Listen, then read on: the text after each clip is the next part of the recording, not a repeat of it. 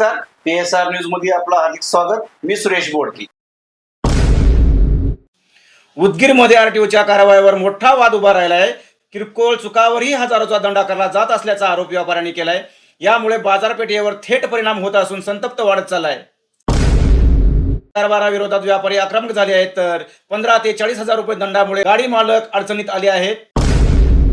RTO कारवाईचा मोठा परिणाम, मालवाहतूक ठप्प झाली असून बाजारपेठेवर त्याचा फटका बसतोय.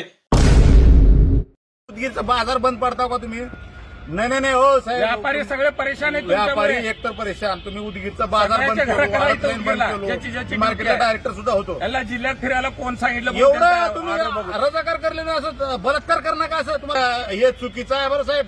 हे तुम्ही आम्ही पूर्ण आंदोलन थांबणार बघा. 50% व्यापार राहिले नाही. व्यापार उदगीरचा तुम्ही बुडूला लावा. व्यापारी परेशान तुम्ही बलात्कार करायला, उदगीरचं नुकसान करायला, हे लक्षात ठेवा. एक गाडीवाला उदगीरलाच काय होतं? व्यापारी परेशान आहे त्यांच्यामुळे.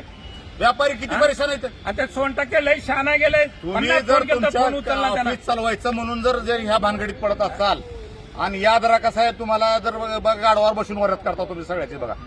पहिलेच सांगला तुम्हाला, कळलं का?